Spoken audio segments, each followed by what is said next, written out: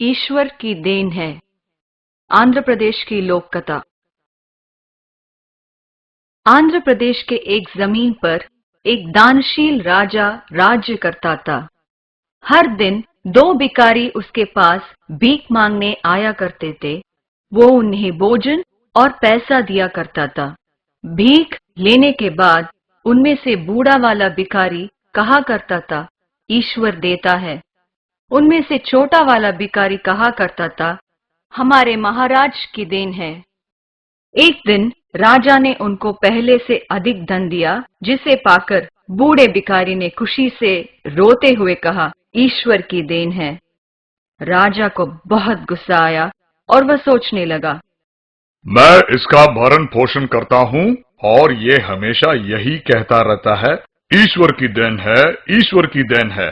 अब समय आ गया है जब उसे इस बात का पता चले कि उसका असली हितकारी कौन है।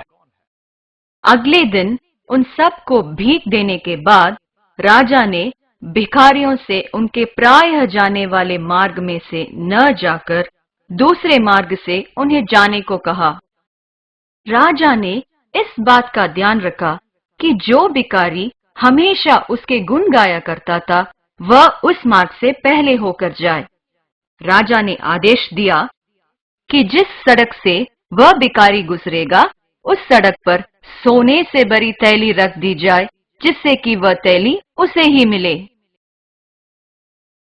लेकिन जैसे ही वह भिखारी उस सड़क से गुजरने लगा, वह सोचने लगा कि राजा ने उसे उस मार्ग से जाने को क्यों कहा।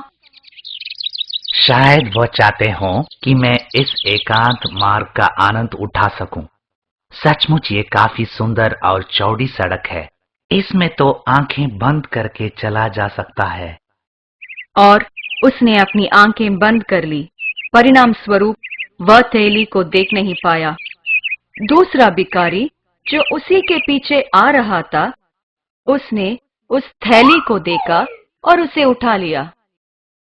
आज का दिन मेरे लिए बहुत ही शुभ है। ईश्वर ने मेरे लिए इनाम भेजा है।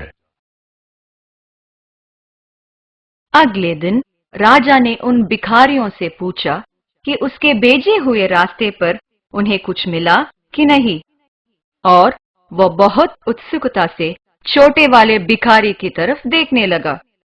लेकिन भिखारी ने अपना सर हिलाया। महाराज, सड़क तो बहुत सुंदर थी, लेकिन मुझे वहां कुछ नहीं मिला। लेकिन मुझे वहां सोने से भरी थैली मिली। ईश्वर देता है।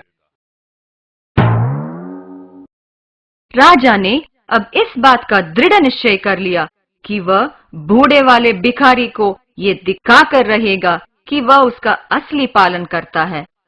जैसे ही सारे भिखारी जाने लगे, राजा ने उस छोटे वाले को बुलाकर उसे एक कद्दू दिया। कद्दू को खोखला करके उसके अंदर चांदी के सिक्के भरे गए थे, लेकिन भिखारी ये नहीं जानता था।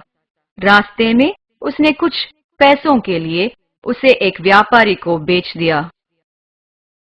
अगले दिन राजा ने उन भिखारियों से पूछा यदि कोई महत्वपूर्ण घटना पिछले दिन घटी, और वह बहुत उत्सुकता से छोटे वाले भिखारी की ओर देखने लगा। कुछ नहीं महाराज, आपने जो कद्दू मुझे दिया था, मैंने उसे बेचकर पहले से अधिक पैसे कमा लिए हैं। राजा को बहुत गुस्सा आया, लेकिन उसने अपने गुस्से को व्यक्त नहीं किया। और तुमने क्या किया? क्या तुमने भी पहले से अधिक कमाया? महाराज, निश्चित रूप से मैंने कमाया। जैसे ही मैं एक व्यापारी की दुकान के सामने से गुजर रहा था, उसने मुझे बुलाकर एक कद्दू दिया। जब मैंने उसे घर ले जाकर काटा, तो मैंने उसे चांदी के सिक्कों से भरा हुआ पाया। जैसे मैं हमेशा कहता आया हूं, ईश्वर देता है।